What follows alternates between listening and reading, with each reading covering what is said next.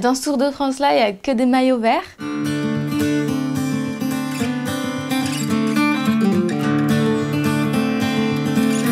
Le Tour Alternatiba, c'est la plus grande mobilisation citoyenne pour le climat depuis la COP 21.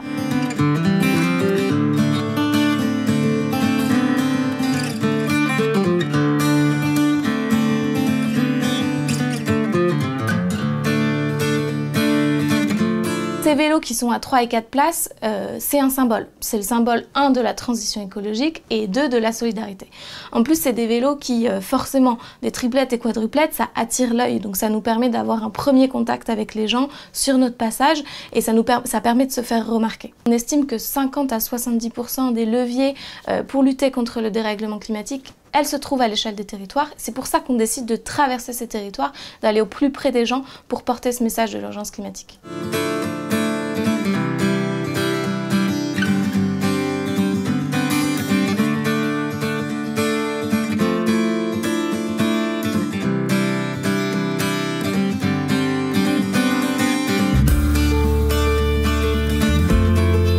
Par exemple, changer de fournisseur d'électricité pour passer à un fournisseur d'électricité 100% renouvelable et coopératif comme Enercop, ou alors changer son mode d'alimentation et s'inscrire à ce qu'on appelle une AMAP, donc un groupement de personnes qui vont s'engager auprès d'un producteur pour consommer des fruits et légumes locaux et bio, ou encore changer de banque pour passer à une banque éthique comme la NEF, où on sait que notre argent ne financera pas le chaos climatique. Agir à l'échelle individuelle, c'est une chose, mais dans le temps imparti qui nous reste pour pouvoir relever le défi climatique, il faut absolument faire changer d'échelle ces alternatives. Et pour ça, un des leviers qui nous semble très important, c'est d'utiliser les territoires. Typiquement, passer à une AMAP individuellement, c'est bien, mais un vrai changement d'échelle serait que, par exemple, ta commune fasse passer toutes ses cantines à des repas bio